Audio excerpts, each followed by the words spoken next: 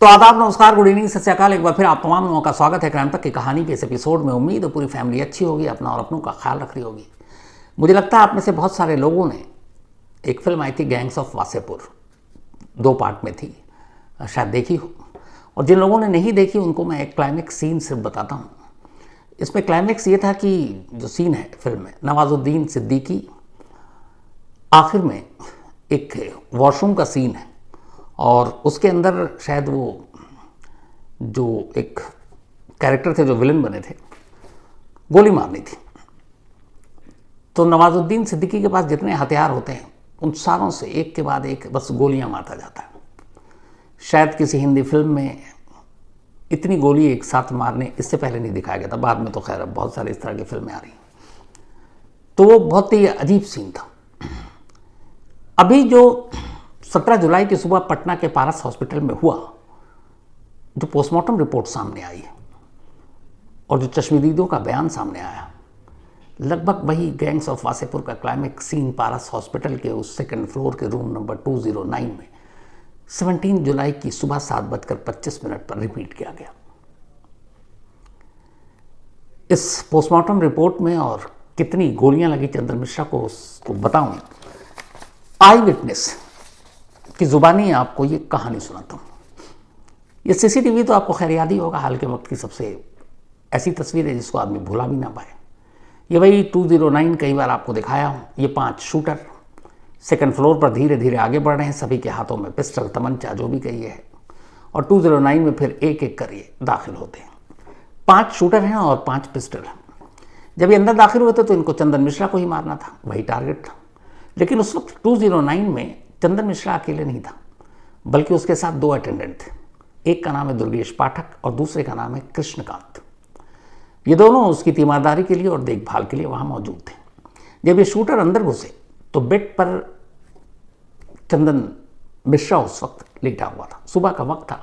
Doctor भी जो देखने के लिए आते हैं वो 8 के बाद आते हैं और ये 7:25 का टाइम था, तो डॉक्टर को भी नहीं आना था। और सुबह सुबह का टाइम था तो चंदन मिश्रा लगभग सोकर ही उठा था और उसके बराबर में 2 लोग बैठे थे वहाँ पे। उनके लिए भी एक छोटा सा हॉस्पिटल में आप देखते हैं प्राइवेट वार्ड में जो है एक सोफा कम बेड टाइप होता है। तो दुर्गेश पाठक और कृष्णकांत ये दोनों उसी रूम में थे। अचानक उन्हें रूम खुलने की आवाज़ सुनाई दी। वो चौंके भी कि इस वक्त सुबह सुबह डॉक्टर तो आएंगे। फिर लगा कोई क्लीनर या कोई और आया होगा। लेकिन जब दरवाज़ा खुला और जो पहला शख्स दिखाई दिया और उस शख्स के हाथ में जब पिस्टल दिखाई दिया, दोनों समझ गए कि मामला क्या। क्योंकि जिस शख्स के वो साथ थे उस वक्त, उस शख्स का बैकग्राउंड यही था, पिस्टल से खेलना, गोलियां मारना, लोगों की जान लेना। और आज यहाँ कहानी उल्टी हो रही थी। अब उसके बाद अचानक उसके साथ बाकी के 4 लोग दाखिल होते हैं। लेकिन जो 4 आते हैं उससे पहले जो सबसे आगे था, जिसकी अब पहचान शिनाख्त तौसीफ बादशाह उर्फ तौसीफ रजा के तौर पर हुई, कमरे में दाखिल होते ही वो बेड पर लेटे चंदन मिश्रा को सीधे गोली मारता है, क्योंकि वो उसको जानता था। जैसी गोली मारता है, अब दुर्गेश पाठक और कृष्णकांत दोनों घबरा जाते हैं। कृष्णकांत चीखता हुआ उस रूम से हटता है। अटैच बाथरूम था और वो बाथरूम में खुद को बंद कर लेता है। अब उस कमरे में सिर्फ 2 लोग बचे, एक चंदन मिश्रा और दूसरा दुर्गेश पाठक। दुर्गेश पाठक अब क्या करे? वो उस चंदन मिश्रा के करीब से अपने आप को थोड़ी दूरी पर ले जाता ताकि गोली ना लगे, क्योंकि एक साथ 5 लोग अब कमरे में दाखिल हो गए हैं और 5 का जो तमंचा या रिवॉल्वर या पिस्टल है वो सीधे उस बेड की तरफ है जिस बेड पर चंदन मिश्रा लेटा हुआ है। वो किनारे जाता है, लेकिन जब तक वो जाता है इधर से दरवाजे के पास से फायरिंग हो रही है और इनमें से एक तौसीफ को छोड़कर बाकी सभी उसके पीछे और दाएं बाएं खड़े थे। तो वो सबसे फ्रंट पे था और सबसे नज़दीक से वही गोली चला रहा था। इसके बाद दुर्गेश पाठक वहाँ से हटता है, लेकिन इसी दौरान में एक गोली छिटक कर उसके पैर की उंगली में लग जाती है। अब वो डरा सहमा उसी कमरे के कोने में खड़ा है। उसकी हिम्मत भी नहीं हो रही है कि वो पलट कर देखे हो क्या रहा है। और उन 5 शूटरों को भी पता था कि वो यहाँ किस लिए आए। उन्हें किसी और की जान लेनी भी नहीं थी शायद। इसलिए 4 शूटर अगले 10 सेकंड तक जब तक कमरे में रहते हैं गोलियां चलाते रहते हैं, रुकते नहीं हैं। फिर वो निकल जाते हैं। 5वां शूटर यानी उनका सरदार तौसीफ वो वहीं खड़ा रहता है, फिर से पिस्टल लोड करता है, फिर गोली मारता है। इसके बाद दोनों निकल जाते हैं, जो 4 पहले और फिर एक 5 निकल जाते हैं। और तब दुर्गेश पाठक चीखता है फिर कृष्णकांत डरा सहमा बाहर आता है। इसके बाद ये लोग शोर मचाते हैं, लेकिन शोर मचाने के बावजूद अस्पताल के लोग कितने बजे फिर पहुंचते हैं वहाँ पर, यह मैं नहीं, दुर्गेश पाठक ने, जो शास्त्री नगर पुलिस स्टेशन है जो पारस हॉस्पिटल के जुरिसडिक्शन में आता है, ये पहली शिकायत है जो दुर्गेश पाठक ने लिखाई है अपनी तरफ से, क्योंकि वो उस कमरे में मौजूद था जब चंदन मिश्रा का मर्डर हुआ। तो ये वो शिकायत पत्र है, ये वो कॉपी है जो दुर्गेश पाठक ने शास्त्री नगर पुलिस को दी। वो बहु लाइन जो उसने कंप्लेंट में लिखा है मैं आपको पढ़कर सुना रहा हूँ। सेवा में श्रीमान थाना प्रभारी महोदय, शास्त्री नगर पटना। विषय, मेरे पैर में गोली के संबंध में। महाशय, मैं दुर्गेश पाठक, पिता सुरेंद्र पाठक, ग्राम करजुआ, थाना इटाड़ी, बक्सर का रहने वाला। यानी दुर्गेश पाठक का यह करीबी था, तभी साथ में था ऐसे वक्त में। दुर्गेश पाठक और चंदन दोनों बक्सर के हैं। आज दिनांक 17/7/2025 सुबह करीब 7:20 में पारस हॉस्पिटल पटना में रूम नंबर 209 में इलाजरत चंदन मिश्रा, पिता मंटू मिश्रा, और कृष्णकांत पांडे, पिता ब्रिज किशोर पांडे के साथ बैठा था। तभी 5 अपराधी हाथ में पिस्तौल लिए रूम में घुसे और चंदन मिश्रा को अंधाधुंध गोली मारने लगे, जिसमें कृष्णकांत पांडे अपनी जान बचाकर बाथरूम में भागा और मेरे दाहिने पैर के अंगूठे में गोली लगी, जिसके कारण मैं वहीं गिर गया।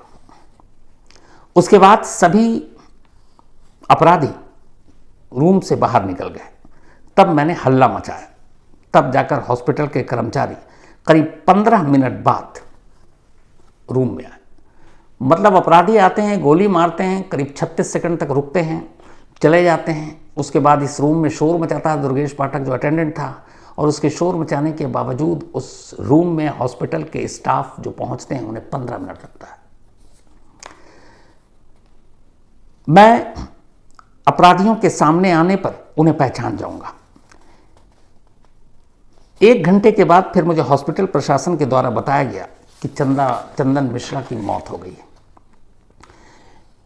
इस बारे में मेरी शिकायत पर दर्ज करें, इसके लिए मैं श्रीमान का सदा आभारी रहूंगा। आपका विश्वास पात्र दुर्गेश पाठक, पिता सुरेंद्र पाठक, ग्राम करजुआ, थाना इताशी, जिला बक्सर, और ये उसका मोबाइल नंबर है। तो ये है वो दुर्गेश पाठक जो इस शूटआउट का चश्मदीद था। इसकी खास बात के हिसाब से ये और कृष्णकांत कमरे में मौजूद थे जब 5 शूटर कमरे में गए और अंधाधुंध गोलियां चलाई। कितनी गोली लगी ये मैं आगे बताऊंगा। और फिर निकल गए, लेकिन 15 मिनट तक हॉस्पिटल से कोई नहीं आया। इस हॉस्पिटल की लापरवाही का आलम आप ये देखिए। जबकि एक सीसीटीवी फुटेज आया है और शायद उसमें यह है कि जब ये 5 शूटर अंदर घुसते हैं और गोली चलाते हैं तो इसका एम्बियंस यानी कि साउंड भी रिकॉर्ड है, और उस गोली की आवाज़ कैमरे तक पहुंच रही है। और गोली की आवाज़ इतनी तेज़ और इतनी ज़्यादा है और काफ़ी देर तक है कि हॉस्पिटल के जो एडमिनिस्ट्रेशन या बाकी लोग हैं उनके कानों तक पहुंचनी चाहिए, लेकिन कोई नहीं आया।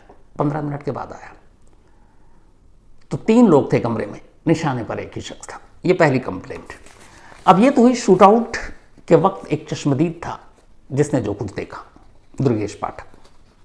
हालांकि उसकी अब मरहम पट्टी हो गई है उसी अस्पताल में जिस अस्पताल में शूट आउट हुआ, अंगूठे पर गोली लगी थी। लेकिन इससे ये भी हो गया कि उस रूम में 2 और लोग थे। शूटर को किसी और को मारने का इरादा नहीं था, उनका बड़ा क्लियर था कि चंदन मिश्रा को मारना और ये श्योर करना है कि वो मर जाए। अब ये दूसरी कंप्लेंट है और ये बड़ा सीरियस है। ये चंदन मिश्रा के पिता ने लिखा है उसी शास्त्री नगर थाने में, और इस कंप्लेंट में वो एक साजिश की तरफ इशारा कर रहे हैं या शक जता रहे हैं।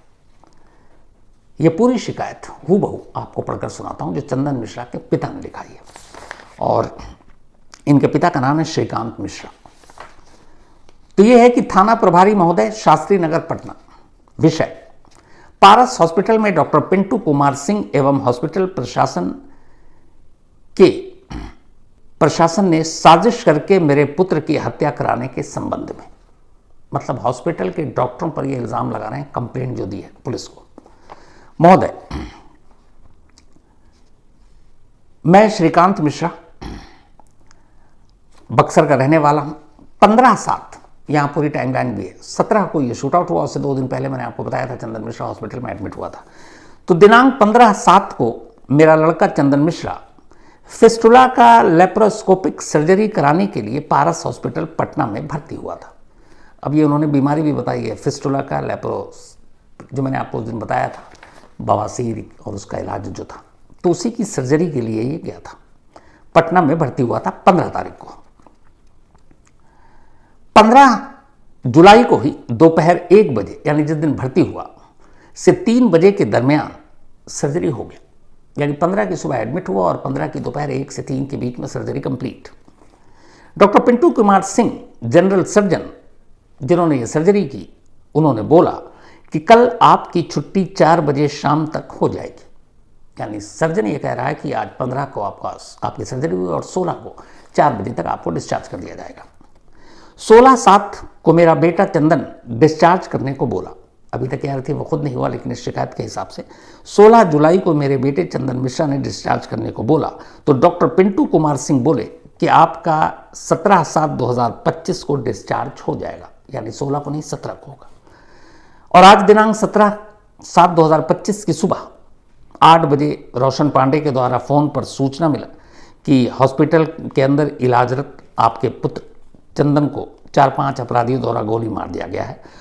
और इस सूचना पर हम पारस हॉस्पिटल पहुंचे तो देखा मेरा पुत्र चंदन मिश्रा मृत अवस्था में हॉस्पिटल में स्ट्रेचर पर पड़ा हुआ है। मीडिया में चल रही न्यूज़ के जरिए मुझे फिर ये पता चला कि इसमें 5 लोग शामिल थे, लेकिन मैं इनमें से सिर्फ 3 को ही पहचान पाऊंगा अगर ये तीनों मेरे सामने आ जाएं। और उन्होंने इन तीनों का नाम लिखा है। जो 3 नाम लिखे हैं वो मैं आपको पढ़कर बताता हूँ जिसे कंप्लेंट में, क्योंकि इसमें आधा कट गया है। लेकिन जो 3 नाम हैं वो ये है। इसमें से पहला नाम है बलवंत सिंह, पिता नहीं मालूम, ग्राम लिहाजपुर, थाना ब्रह्मपुर, जिला बक्सर। ये बक्सर का ही है।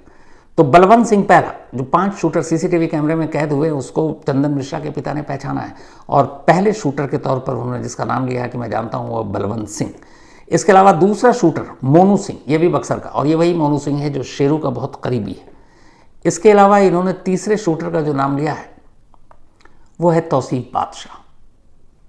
बलवंत सिंह, मोनू सिंह और तौसीफ बादशाह, इन तीनों को इन्होंने सीसीटीवी कैमरे में देखकर पहचान लिया और उन्होंने ये कहा कि इन तीनों को मैं जानता हूँ। और तीसरा है तौसीफ, जो सबसे आगे आगे था। तो इन तीनों को पहचानने की बात की और साथ ही उन्होंने कहा है कि इस अस्पताल प्रशासन के खिलाफ तीसरा तौसीफ बादशाह। इस घटना के कराने में कौन कौन लोग शामिल हैं हम नहीं जानते हैं। हम श्रीमान से निवेदन करते हैं कि जांच कर सभी इस घटना में शामिल अपराधियों को गिरफ्तार कर कठोर कानूनी कार्रवाई की जाए और मुझे और मेरे परिवार को सुरक्षा प्रदान की जाए। इसके लिए मैं श्रीमान का सदा आभारी रहूंगा। आपका विश्वास पात्र श्रीकांत मिश्रा, बक्सर। तो ये पिता की कंप्लेंट है जो चंदन मिश्रा के पिता ने शास्त्री नगर थाने में लिखाई, और ये उस दुर्गेश पाठक की है जो आई विटनेस है इस केस का, और उसने 5 शूटर को अपनी आंखों से देखा और कहा है अपनी कंप्लेंट में भी कि उन 5 शूटर को सामने देखकर मैं पहचान लूंगा। तो ये इस केस के 2 सबसे अहम कंप्लेंट थे, जिसके जरिए 2 चीज़ें समझ में आई। एक, उस कमरे में उस दिन 3 लोग थे, लेकिन मारना सिर्फ एक को था। एक को गलती से गोली लग गई अंगूठे में, लेकिन मामूली चोट है। दूसरा बाथरूम में अपना चुप कर जान बचाया उसने, कृष्णकांत ने। दुर्गेश पाठक इस मामले में आई विटनेस है। आगे चलकर उसकी बहुत बड़ा उसका रोल होगा जब मामला मुकदमा में जाए, कोर्ट में जाएगा और चार्जशीट दाखिल होगी। दूसरे, इनके पिता ने जिस डॉक्टर, जिस सर्जन ने ऑपरेशन किया, उसकी मिलीभगत का इल्ज़ाम लगा रहे हैं। और उनका ये भी कहना है कि अगर 15 को भर्ती हो गए, 15 को सर्जरी हो गई, 16 को डिस्चार्ज होना था, तो उन्होंने फिर 17 को क्यों कहा कि डिस्चार्ज करना है। और 17 को जब डिस्चार्ज होना था शाम 4 बजे के आसपास, उससे पहले उसी दिन सुबह 5 शूटर को मौका मिला, उन्होंने गोली मार दी। अब यहाँ 2-3 चीज़ें थी। एक, उस 209 का लॉक ख़राब था। चंदन मिश्रा को उसी रूम में क्यों रखा गया जिसके दरवाजे का लॉक ख़राब था? अगर दरवाजे में लॉक होता तो शायद शूटर इतनी आसानी से नहीं अंदर दाखिल होते। तो पहली चीज़, क्या वाकई इसमें अस्पताल की मिलीभगत है, कुछ स्टाफ की मिलीभगत है? पुलिस इस कंप्लेंट के बाद इस बात की तफ्तीश कर रही है। डॉक्टर पिंटू जो है, जिनका नाम आ रहा है, जो सर्जन थे, क्या इन्होंने कोई ऐसी इन्फॉर्मेशन पास की, इसकी भी तफ्तीश हो रही है और डॉक्टर से पूछताछ भी होगी। तो ये एक नई चीज़ है। दूसरा, इस पूरे मामले में पोस्टमार्टम रिपोर्ट सामने आई। पटना पुलिस का यह कहना था कि करीब 2 दर्जन से ज़्यादा गोलियां चली। जॉन ऑफिशियल हमारे सहयोगी हैं पटना में, उन्होंने बताया कि पोस्टमार्टम रिपोर्ट में चंदन मिश्रा के जिस्म से 32 गोलियां निकली। 32 गोलियां। और जख्म कहां कहां थे? कंधे से लेकर पैर तक। मतलब कंधे से लेकर पैर तक बिल्कुल नज़दीक से गोली मारी गई। शायद चंदन मिश्रा का काम पहले 1-2 गोली में ही हो चुका था, और सबसे ज़्यादा जो गोलियां थी वो पेट और सीने पर थी। 32 गोलियां। पटना पुलिस के हिसाब से 2 दर्जन से ज़्यादा गोलियां। तो 2 दर्जन का मतलब 24, इधर अनऑफिशियली बताया जा रहा 32। तो 24 भी कम नहीं और 32 भी कम नहीं। इसीलिए मैंने शुरू में कहा था गैंग्स ऑफ वासेपुर का वो क्लाइमेक्स सीन, जिसमें अंधाधुन वो काफ़ी देर तक गोलियां मारता रहा। अब यहां पर अगर आप कैलकुलेट करें, 10 सेकंड तक 4 शूटर गोली चलाते हैं। अच्छा, 5 चूंकि पिस्टल लेकर गए थे, तो ये भी नहीं है कि कोई खाली हाथ था। और एक 36 सेकंड तक मेन तौसीफ, बादशाह या रजा, तो इतनी गोलियां मुमकिन है। तो इसका मतलब यह हो कि इन लोगों ने छलनी करके रख दिया। अब ये तो रही गोलियों की बात। एक चीज़ जो बहुत सारे लोगों ने मेल में लिखा और इस वक्त बिहार में और पटना में इस सवाल को पूछा जा रहा है, और वो ये है कि बिहार पुलिस, बिहार के लॉ एंड ऑर्डर को लेकर ये एक सीसीटीवी कैमरा कई सवाल पूछ रहा है। क्रिमिनल होते हैं, अपराधी होते हैं, हर जगह होते हैं, क्राइम होता है, मर्डर होता है, हर जगह होता है, इसमें कोई नई बात नहीं है। लेकिन ऐसी तस्वीर बड़े कम ज़माने के सामने आते हैं जिसमें एक शूटर, जिसके चेहरे पर डर के निशान दूर दूर तक नहीं है, बल्कि 1-2 ने लिखा और मैं उनसे सहमत हूँ कि सर इस तरह की तस्वीरें देखकर नई जनरेशन, यंग लड़के जो वैसे भी क्राइम की तरफ या तो उतर चुके हैं, कूद चुके हैं, उसको अपना आइडियल मानने लगेगा। तौसीफ बादशाह को, उसके सोशल मीडिया के प्रोफाइल को देखकर, वो क्या क्या सोशल मीडिया पर जो डालता है और जिस तरीके से उसने इस शूटआउट को अंजाम दिया, वो उसकी हर चाल, हर वॉक, उसका बॉडी लैंग्वेज, उसका चेहरे को खुलेआम रखना, उसका उस अंदाज में कमरे में जाना, बिना खौफ फिर कमरे से बाहर निकलकर टहलते हुए जाना, ये सिर्फ एक तस्वीर नहीं है। असल में ये बिहार पुलिस के लिए एक बेहद शर्मनाक चीज़ है। वो ये कि एक शख्स इस तरीके से जाकर किसी को मारता है, वो भी एक नामी हॉस्पिटल के अंदर घुसकर, चेहरे पे कोई शिकन नहीं, कोई डर नहीं, कानून का खौफ नहीं। इसका मतलब है कि बिहार पुलिस का खौफ ही नहीं है लोगों के दिलों में।